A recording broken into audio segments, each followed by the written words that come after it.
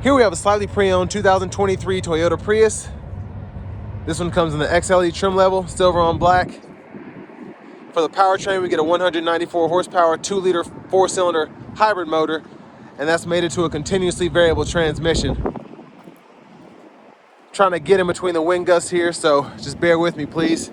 Coming around the front end here, LED headlamps, LED daytime running lights. And I love the overall styling of this car. It looks so good. Very futuristic, and I feel like it finally goes with what the Prius has been for Toyota, just being a car that people have learned to love over the years. 19-inch alloy wheels, passive keyless entry, power window controls. Those are one-touch automatic up and down on all 4 doors, power door locks, power mirrors, rear window lock. We have the blind spot monitors, bottle holders there, de-icer, heated steering wheel, auto high beams, fuel tank release, hood release. We do get a manual tilt and telescoping steering wheel. And there's our power driver seat. We get 2-way power lumbar support as well. So love the soft tech seats here. But I have the seat up front adjusted for someone of my size, being 6'3" with longer legs, my driving position. Huge shout out to John Roberts Nissan for allowing me to review this Prius today. I'll leave a link below in the description. Let's go ahead and check out this rear seat room.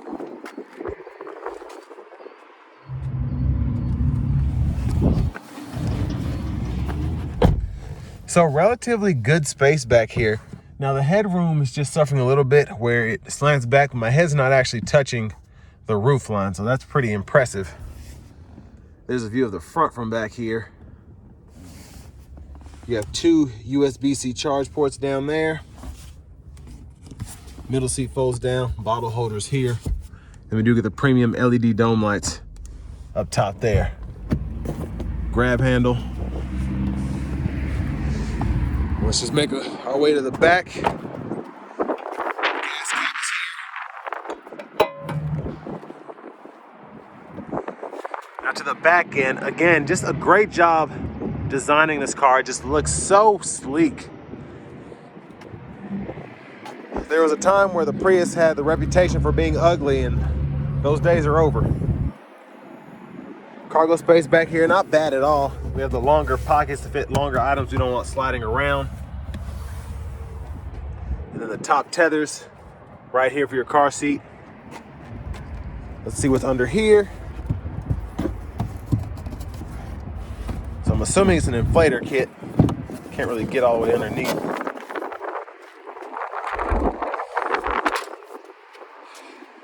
And then just a quick look underneath the car. There's the exhaust. I'll try to get out this wind as soon as possible. Now the rear seats fold down, just pull here. That'll fold flat and you can run longer objects through. And then it snaps back into place pretty easily.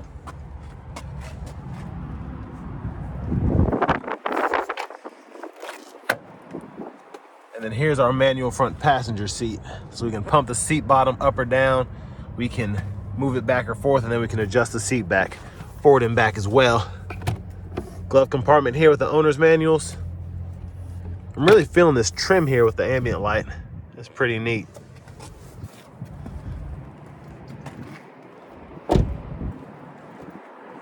Now as we come around to the front, once again, there's that 2-liter, 4-cylinder hybrid setup.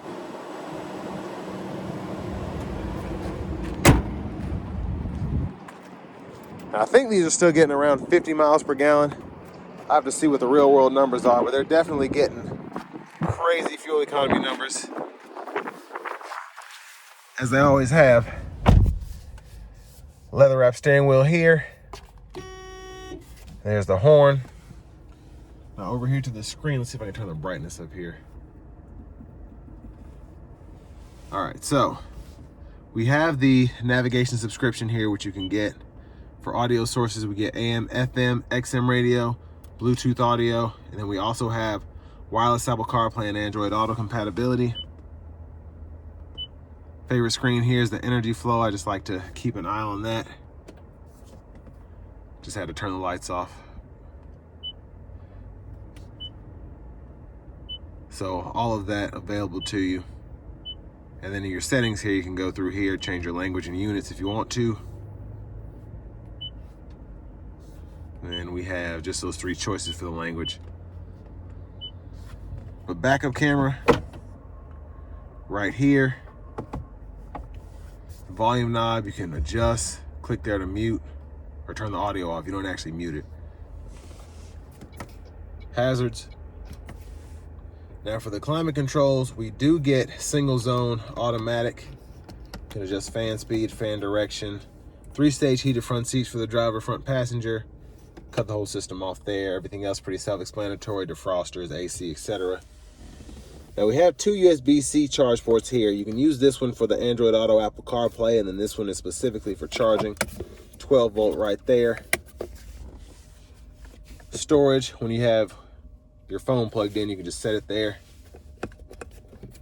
And then a little hideaway compartment in there. Bottle holders.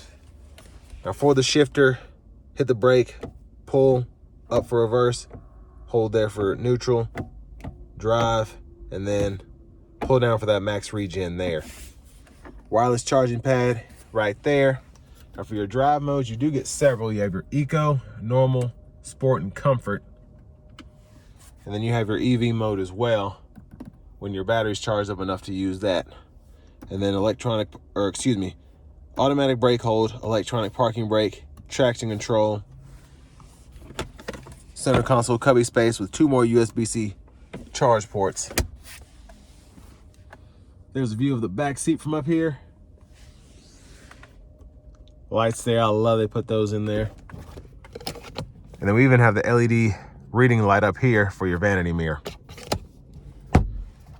Now back to the steering wheel. If you look behind here, we can adjust the brightness of the gauge cluster and change the trip meter there to either show the odometer, show how much longer until maintenance is required, so on and so forth. So I'll give you a quick glimpse of that. And then blinkers over here. You can adjust the lights there. And then we do have automatic wipers, 1-time off, auto, low, high. We can adjust that auto sensitivity there, and we can pull up here for the front wiper fluid. Now there's a lot on the actual steering wheel. So this kind of goes through all of this except that Bluetooth button goes through the gauge cluster here when applicable. So we can go through all this, adaptive cruise mode, so on and so forth. You can see the last owner, what kind of fuel economy they were getting. 49.8 miles per gallon. They're pretty impressive. Again, around 50 miles per gallon is pretty phenomenal. Now volume can be adjusted there, voice recognition, and then over here, Toyota Safety Sense. We can go ahead and get that lane centering, lane keep assist, and all of that going. And then we can adjust the gap there, set the cruise, go between the adaptive and the just constant speed control there. And then we can go through our track list, radio station presets here, hit this mode button to go through the audio sources. Push button start. And then here are the key fobs here.